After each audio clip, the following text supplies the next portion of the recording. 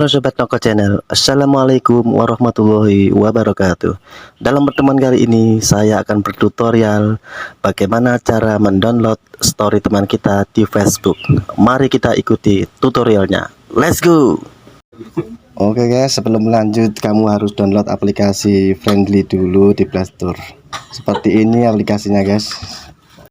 Namun aplikasi Friendly ini saya dapatkan dari Google guys. Selain bisa mendownload story Facebook teman, aplikasi Friendly juga bisa melihat story teman tanpa diketahui. Oke guys, langsung saja kita mulai tutorialnya dan langsung kita buka aja aplikasi Friendly-nya. Sebenarnya diambil dari Facebook langsung juga bisa guys story teman kita, tapi agak ribet. Saya lebih suka pakai aplikasi Friendly aja. Oke, kita lanjut. Sebelum lanjut jangan lupa subscribe, like, and comment. Oke, kita buka aja aplikasi Friendly-nya guys. Dan seperti ini gambar tampilan pertamanya. Kita tunggu saja biar terbuka dulu.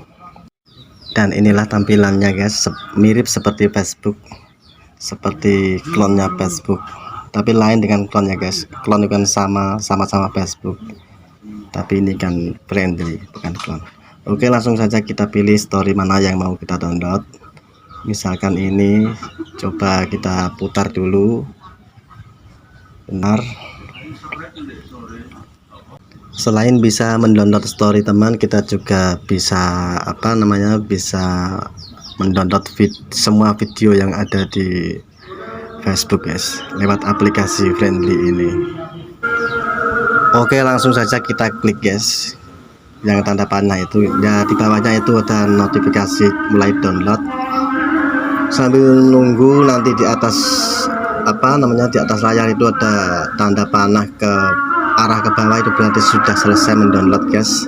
Lalu nanti kita coba kita lihat di galeri guys. Oke, kita keluar dulu, kita buka di File Manager, lalu kita pilih di video.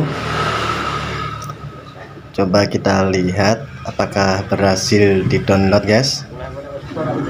Oh, berhasil guys, itu videonya tuh kan guys, ganteng kan guys orangnya. Oke, cukup sekian tutorial dari saya, semoga bermanfaat. Wassalamualaikum warahmatullahi wabarakatuh.